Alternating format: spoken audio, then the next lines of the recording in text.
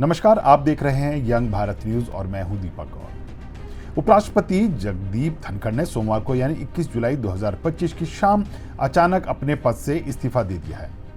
हालांकि उन्होंने अपने इस्तीफे का कारण अपना गिरता हुआ स्वास्थ्य बताया है, लेकिन इस बाबत उन्होंने राष्ट्रपति द्रौपदी मुर्मू को पत्र लिखकर इसकी आधिकारिक जानकारी भी दे दी है।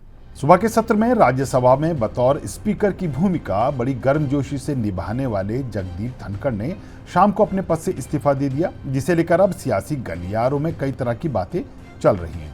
इस बीच कांग्रेसी नेताओं ने इस इस्तीफे को लेकर अपनी सियासी बयानबाजी शुरू करते हुए इस इस्तीफे के कुछ अन्य कारणों की ओर इशारा किया है। हालांकि मंगलवार दोपहर राष्ट्रपति द्रौपदी मुर्मू ने उपराष्ट्रपति जगदीप धनखड़ का इस्तीफा मंजूर कर लिया है। धनखड़ का कार्यकाल अगस्त 2027 में पूरा होना था और लगभग 2 साल पहले ही उन्होंने अपने पद से अचानक इस्तीफा देकर अटकलों का बाजार गर्म कर दिया है। पहले बात करते हैं अपने पद से इस्तीफा देने वाले उपराष्ट्रपति जगदीप धनखड़ की। धनखड़ ने भले ही स्वास्थ्य कारणों का हवाला देते हुए उपराष्ट्रपति पद से इस्तीफा दे दिया, लेकिन ऐसा कर वो कार्यकाल के बीच में ही अपने पद से इस्तीफा देने वाले तीसरे उपराष्ट्रपति बन गए हैं। उनसे पहले वीवी गिरी और भैरों सिंह शेखावत ने अपना कार्यकाल पूरा होने से पहले इस्तीफा दिया था। चलिए अब बात करते हैं धनखड़ के इस्तीफे के बाद उठ रहे विवाद की। असल में कहा जा रहा है कि कल दोपहर 12 बजे से दोपहर 4 बजे तक के बीच कुछ ऐसा हुआ जिससे उपराष्ट्रपति धनखड़ आहत हुए और उन्होंने अपने पद से इस्तीफा देने का मन पक्का कर लिया। हालांकि कांग्रेस के एक नेता ने तो यहां तक आरोप लगा दिए हैं कि इस इस्तीफे की आधारशिला काफी पहले बिहार चुनावों के मद्देनजर रख दी गई थी। असल में कांग्रेस ने इस इस्तीफे को भाजपा के विरोध में भुनाना शुरू कर दिया है। कांग्रेसी नेता जयराम रमेश ने अपने एक्स पर जो पोस्ट लिखा है उसके अनुसार कल दोपहर 12:30 बजे जगदीप धनखड़ ने राज्यसभा की कार्य मंत्रणा समिति यानी बीएसी की अध्यक्षता की। इस बैठक में सदन के नेता जेपी नड्डा और संसदीय कार्य मंत्री किरण रिजिजू समेत ज्यादातर सदस्य मौजूद थे। थोड़ी देर की चर्चा के बाद तय हुआ कि समिति की अगली बैठक शाम 4:30 बजे फिर से होगी। शाम 4:30 बजे धनखड़ जी की अध्यक्षता में समिति के सदस्य दोबारा बैठक के लिए एकत्र हुए। सभी नड्डा और रिजिजू का इंतजार करते रहे, लेकिन वे नहीं आए। सबसे हैरानी की बात यह थी कि धनखड़ जी को व्यक्तिगत रूप से यह नहीं बताया गया कि दोनों मंत्री बैठक में नहीं आएंगे। स्वाभाविक रूप से उन्हें इस बात का बुरा लगा और उन्होंने बीएसी की अगली बैठक आज दोपहर 1 बजे के लिए टाल दी।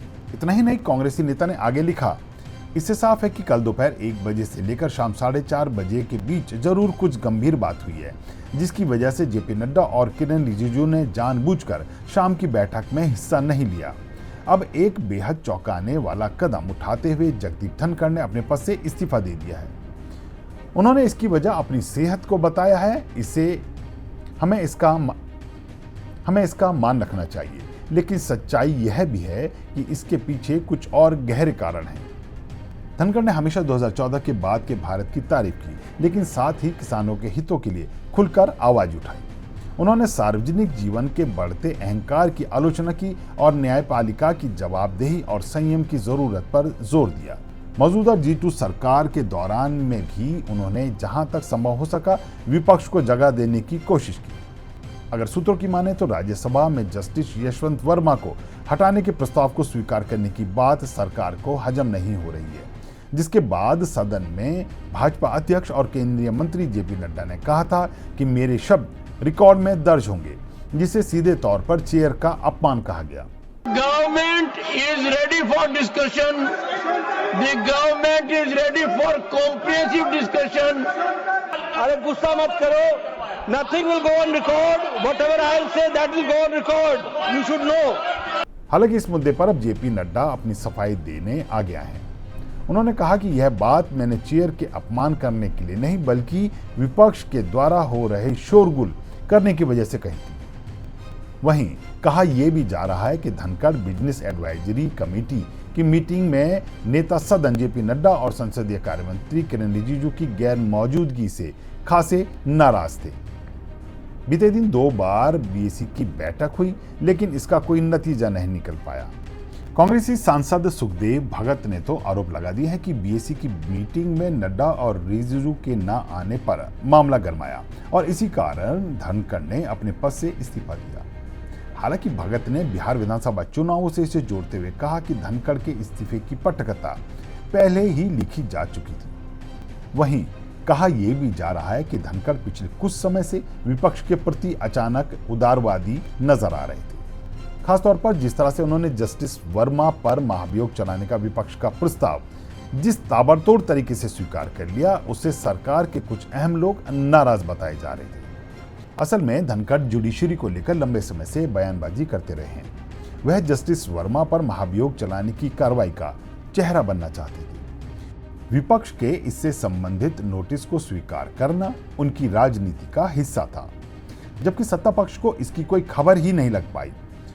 कहा यहां तक जा रहा है कि राज्यसभा चेयरमैन को नोटिस देने के एक्शन को पूरी तरह से गोपनीय रखा गया और इसकी कोई फोटो तक नहीं खिंचवाई गई। दोपहर करीब 2 बजे के करीब खबर आई कि निचले सदन में सत्तारूढ़ विपक्षी दलों के 100 से ज्यादा सांसदों ने जस्टिस वर्मा के खिलाफ महाभियोग प्रस्ताव के नोटिस पर साइन कर दिए हैं।